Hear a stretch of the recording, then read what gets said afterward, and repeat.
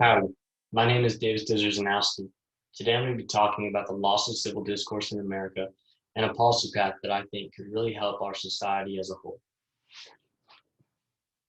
I'm going to start off with a quote from Reese Waters. This quote says, "Where has our sense of civility gone? It appears to be lost, tossed away, replaced with discourtesy or straight up rudeness. We see its absence in our political discourse with inflexible ideologies replacing mutuality, leaving no room to find common ground upon which to build relationships." This quote really outlines where society has gone in regards to civil discourse. I believe that we have shifted from a society that is able to talk through our issues and discuss our problems and come to a reasonable solution. And we have shifted from that to yelling at each other and screaming at each other and hating people with different opinions than us. And I think this is anti-American and it goes against everything that we claim to stand for. We have the First Amendment for a reason. Our founding fathers put the First Amendment in place so that everyone would get their chance to speak their opinion and to tell everyone what they thought about how things worked. I think that is a very valuable gift and something that we take for granted every day. And I think as Americans, we have to respect that other people have that right as well, regardless of if we disagree, regardless of if we think it's horrible. It doesn't matter. Everyone has the ability to say what they think as long as it doesn't bring some sort of harm to another. As long as it's not a bomb threat, someone should be able to say what they want to say about an issue. And if it's something that is horrible, they should be corrected with correct speech. They shouldn't be silenced. They shouldn't be shut down. There are better ways to go about that because it's a slippery slope.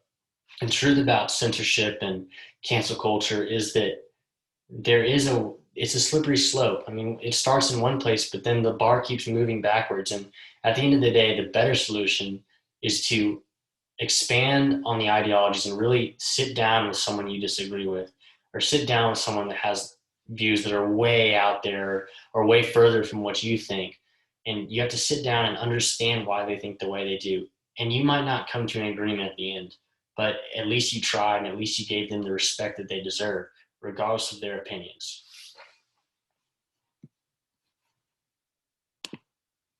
So I believe the problem is that we have lost our ability to have civil discourse in America. We have resorted to rioting and looting and burning our own cities to the ground. And it's really everything that an enemy country could ever hope for. We're tearing ourselves apart from the inside. And it's all because we disagree over, at the end of the day, policies and taxes. I mean, it's just not worth the division in the country and the strife that we've caused. Everyone thinks that these issues are extremely important, and they are, and they do affect our lives, but they're not worth us tearing apart our country and tearing apart our sense of unity for who's right or who's more correct in a situation. And I think that the majority of this problem is because we've lost our ability to have a respectful discussion. We enter every conversation, every debate, thinking that we are right, and never once accepting the possibility that we might be wrong or we might not have the full picture. We too often forget that we all have individual experiences. We all have different things that we value, and we all have different places that we want to be in life. Diversity is a strength, and we forget that when it comes to political discussion. And I think that is one of the many factors driving our country apart right now. I'm going to go to another quote from Sophia Redos, and Sophia says, "When people and ideas become indistinguishable, disagreements become dangerous." And Sophia here is referring to the idea that conflating people and ideas is an extremely dangerous thing. So to conflate someone with an idea means that we attribute people with a certain idea and we stereotype them, or we think, well, this person believes this ideology, so they can't be a good person, or I can't get along with them, or I can't be friends with someone that would vote this way. And that's becoming more and more prevalent, and I see it everywhere. And it's a horrible idea because we never agree on anything. We can't agree on where to eat. We can't agree on what we like the most, what sport's the best. And so why is it any different for politics, and why should it be any different? The truth is that it is totally okay to disagree, and it is natural to disagree.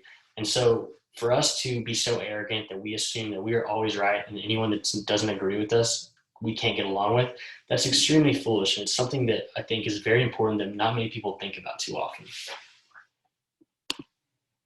So civil discourse is the idea that you can sit down with someone that you disagree with and have a respectful discussion. And regardless of the outcome of the discussion, you both leave still friends, still Americans, and still respecting each other, even if you didn't change anything or if you made each other mad during the discussion. At the end of the day, it is just a civil discourse. It is not supposed to be a convince someone to believe what you believe. It's supposed to be a swapping of ideas. You're supposed to understand how they think, come away with an expanded knowledge of your own views, and move on. It shouldn't be any harder than that.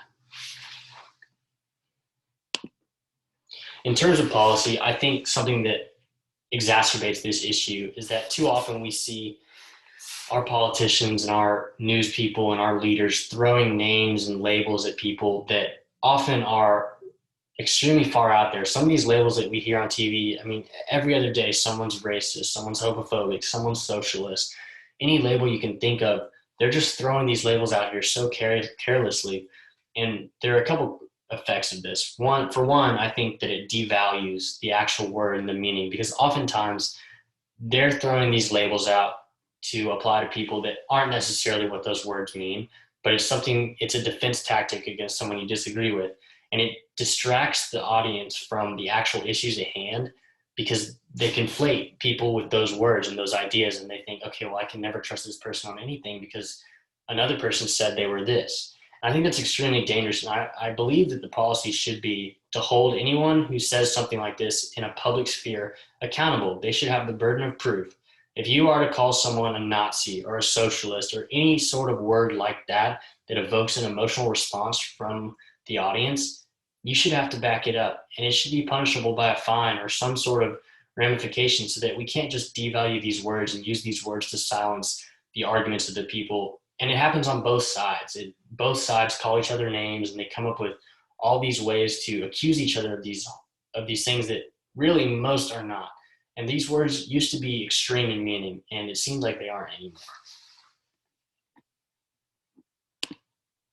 I want to talk a little bit about cancel culture and censorship. I think these are both problems.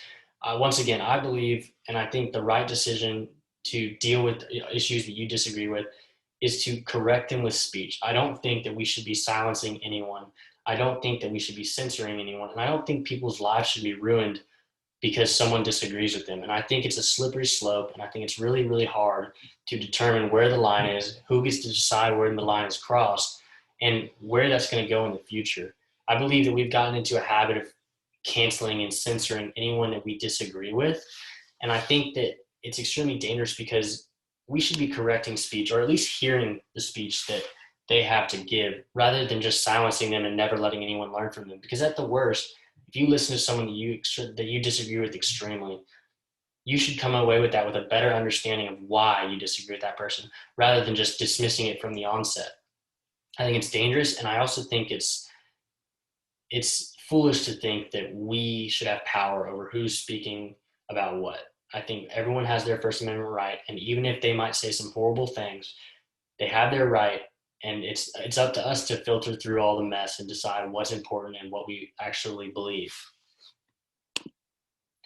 I believe the solution to this problem, in addition to this policy, is just to respectfully treat everyone. I think we need to understand that we might not always be right, and we might not understand what's going on in someone else's life. But as this sign says, we should still value our fellow Americans regardless of their views. I think if everyone could just take this elementary first step in a debate or in a discussion, we would all leave a little better off, and at least keep the hostility and the meanness out of our civil discourse. I believe that this policy is a form of accountability. I think it will help us to make sure that we're not just allowing people to silence others, and we're allowing everyone to speak their truth. And this starts with our leaders and trickles all the way down to our societal interactions. We have to hold each other accountable. We have to allow each other to speak, even if we disagree. And we have to find a way to get past these disagreements over things that are much less important than our civil union. Thank you so much for listening.